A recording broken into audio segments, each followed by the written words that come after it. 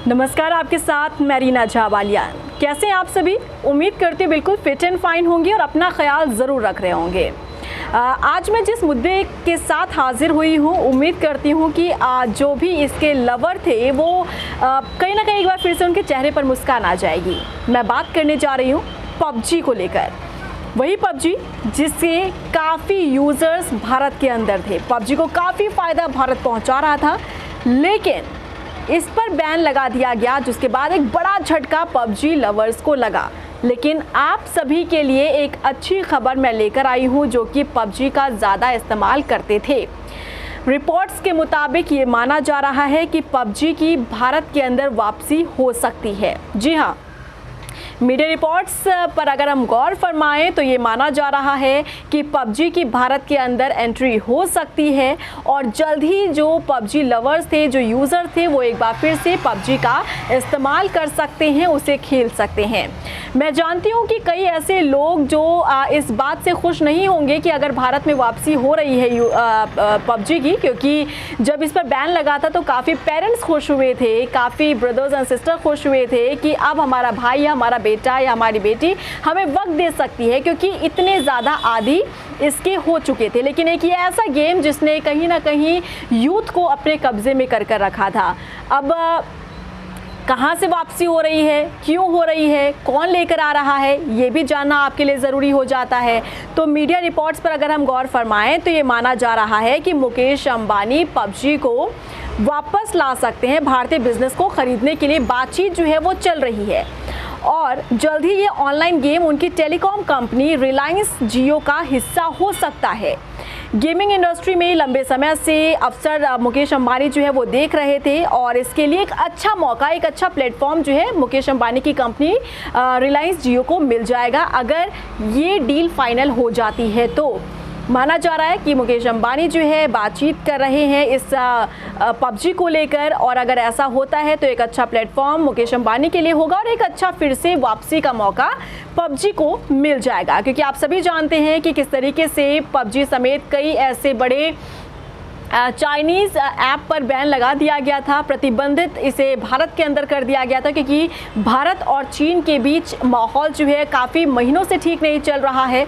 हमने देखा किस तरीके से गलवान घाटी में जब सीमा पर दोनों ही देश की जो सेना है आमने सामने आई थी और हमारे 20 जवान शहीद हुए थे और नुकसान चीन को भी हुआ था, और उसके बाद से ही देश के अंदर से ही आवाज़ उठने लगी थी कि भारत सरकार को मुंहतोड़ जवाब देना होगा चीन को। और उसके बाद हमने देखा किस तरीके से टिकटॉक समेत कई बड़े ऐसे चाइनीज़ ऐप बंद कर दिए गए थे, जिसने बहुत बड़ा एक प्लेटफॉर्म तैयार किया था भारत के अंदर, और वो डिजिटल स्ट्राइक माना जा रहा था भारत का चीन के ऊपर।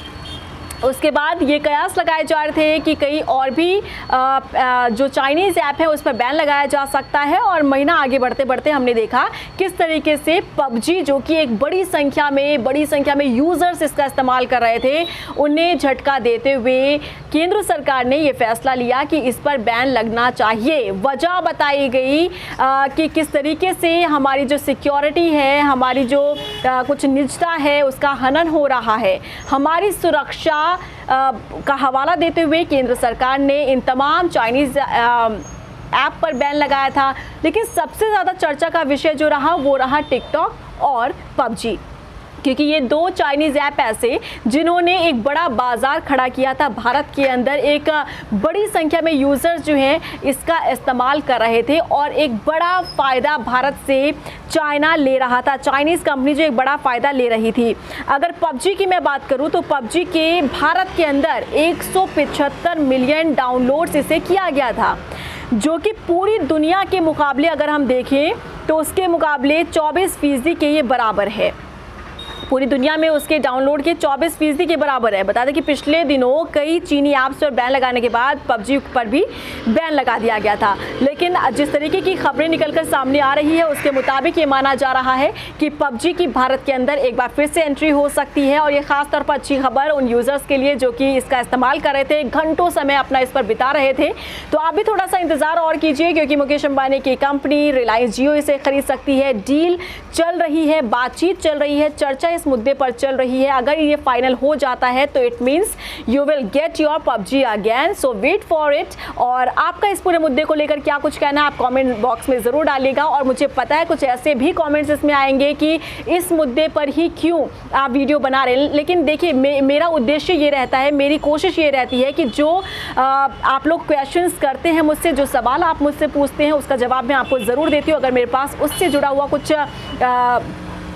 चीज़ें होती है, कुछ ऐसे मेरे पास ख़बरें होती है, तो मेरी कोशिश ये रहती है कि जो सवाल आप लोगों ने मुझे इनबॉक्स किया है या कमेंट किया है उसका जवाब मैं आप लोगों को ज़रूर दूँ। आप मुझे टिकटॉक को लेकर भी सवाल पूछते हैं, आप लोग मुझे PUBG को लेकर भी सवाल पूछ रहे थे, आप लोग मुझे स्कूल को लेकर सवाल पूछते हैं, आप लोग मुझे एजुकेशन को लेकर सवाल पूछते हैं, आप लोग मुझे कॉलेज को लेकर सवाल पूछते हैं, जिम, तमाम वो चीज़ें जिस तरीके से लॉकडाउन हुआ था उसके बाद काफ़ी चीज़ें प्रभावित हुई थी, तो तमाम वो चीज़ें, व्यवस्थाएं जिसके बारे में मेरे फैंस या मेरे फॉलोअर्स या मेरे व्यूवर्स जानना चाहते हैं, तो मेरी कोशिश ये रहती है कि आप लोगों तक वो खबर मैं पहुंचा सकूं। इसीलिए आप लोगों ने PUBG को लेकर मुझसे सवाल किया था, तो ये जवाब आप लोगों के लिए मैं लेकर आई हूँ कि PUBG बहुत जल्दी कमबैक कर सकता है, भारत के अंदर आ सकता है और रिलायंस जियो कंपनी इसे खरीद सकती है।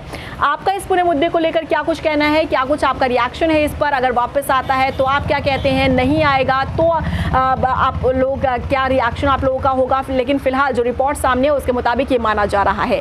आप कमेंट बॉक्स में ज़रूर डालिएगा। फिलहाल के लिए मुझे दीजिए इजाज़त, नमस्कार।